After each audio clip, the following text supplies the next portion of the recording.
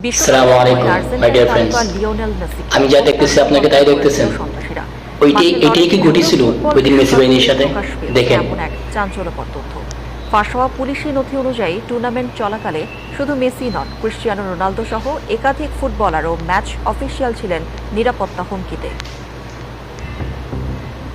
2026 football বিশ্বকাপ চলাকালে স্টেডিয়ামে ঢুকে লিওনেল মেসিকে উড়িয়ে দেওয়ার পরিকল্পনা করা হয়েছিল। সম্প্রতি ফাঁস হওয়া একটি আন্তর্জাতিক পুলিশ নথি থেকে জানা যায়, সন্ত্রাসীরা শরীরে বোমা বেঁধে এবং সঙ্গে আগ্নেয়াস্ত্র নিয়ে স্টেডিয়ামে ঢোকার ছক কষেছিল।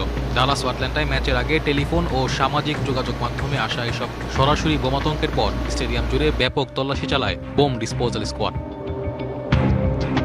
হুমকির তালিকায় কেবল মেসি ছিলেন না, পর্তুগিজ তারকা ক্রিস্টিয়ানো রোনালদোকেও তারা করেছে নিরাপত্তা ঝুঁকি। টুর্নামেন্ট জুড়ে রোনালদোর অবস্থান সম্পর্কে তথ্য জোগাড়ের চেষ্টা চালায় সন্দেহভাজনরা।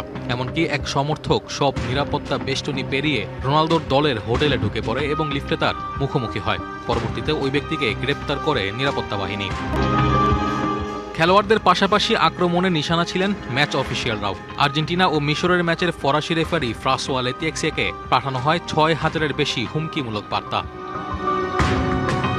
এছাড়া গোল কিংবা পেনাল্টি মিস করা এবং খারাপ পারফর্ম করা একাধিক দেশের ফুটবলার ও কোচ সামাজিক যোগাযোগ মাধ্যমে প্রাণনাশের হুমকি ও চরম বর্ণবাদী আচরণের শিকার হন। এসব হুমকি মোকাবেলায় টুর্নামেন্ট জুড়ে সর্বোচ্চ সতর্ক অবস্থানে ছিল যুক্তরাষ্ট্রের কেন্দ্রীয় গোয়েন্দা সংস্থা FBI এবং আন্তর্জাতিক পুলিশ সহযোগিতা কেন্দ্র IPCC। একাধিক স্তরে নিরাপত্তা বেষ্টনী থাকায় কোনো অপ্রীতিকর ঘটনা ঘটেনি ঠিকই, তবে মেগা এই আসরে তারকাদের ওপর এমন পরিকল্পিত হুমকির তথ্য প্রকাশ্যে আসায় বিশ্বজুড়ে এখন নতুন করে তোলপাড় শুরু হয়েছে। Naim Hamid, DBC news.